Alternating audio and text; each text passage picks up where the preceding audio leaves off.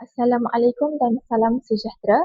Pada pembincangan ini, kami akan menghuraikan satu analisis masalah literasi murid serta strategi pengajaran berdasarkan situasi murid tahun 1 yang sering keliru antara huruf B, D dan juga P semasa membaca dan menulis. Jadi, situasi ini boleh dikaitkan dengan peringkat perabacaan dalam proses perkembangan kemahiran membaca. Seterusnya, peringkat perabacaan merupakan tahap awal sebelum murid benar-benar dapat membaca dengan lancar. Pada tahap ini, murid mula mengenal simbol huruf, bentuk huruf dan bunyi huruf. Serta murid juga dapat membezakan simbol tulisan. Murid juga belajar memahati bentuk huruf dan memahami hubungan antara huruf dengan bunyinya. Dalam situasi ini, kekeliruan antara huruf B, D dan juga P menunjukkan bahawa murid masih berada pada tahap prabacaan dan belum menguasai sepenuhnya kemahiran pembezaan visual dan kesedaran fonologi.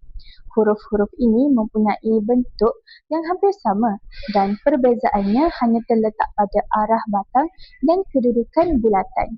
Oleh itu, murid mungkin melihat huruf-huruf tersebut sebagai bentuk yang sama.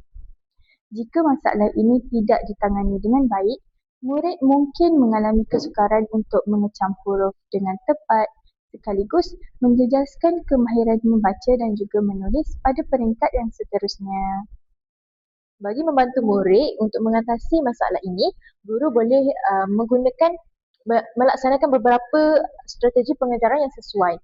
Iaitu yang pertama, strateginya ialah menggunakan pendekatan fonik iaitu guru menekankan hubungan antara huruf dan juga bunyi. Sebagai contoh, guru boleh menunjukkan memperkenalkan bunyi huruf seperti B, D dan P sambil menunjukkan kad huruf supaya murid dapat mengaitkan bentuk huruf dengan bunyinya. Strategi kedua pula ialah guru boleh menggunakan kaedah multisensori iaitu kaedah yang melibatkan pelbagai area murid. Contohnya seperti penglihatan, pergerakan dan juga sentuhan.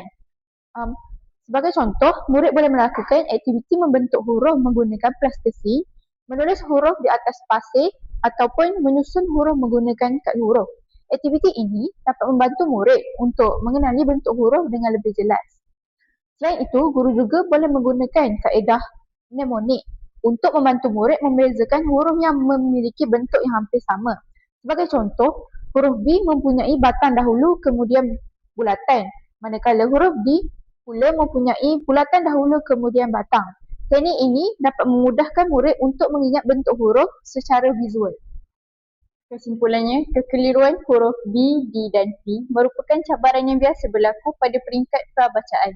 Namun begitu, melalui strategi pengajaran yang sesuai seperti pendekatan fonik, kaedah multisensori dan teknik mnemonik, guru dapat membantu murid mengenal huruf dengan lebih tepat serta meningkatkan kemahiran membaca dan menulis mereka. Sekian, terima kasih.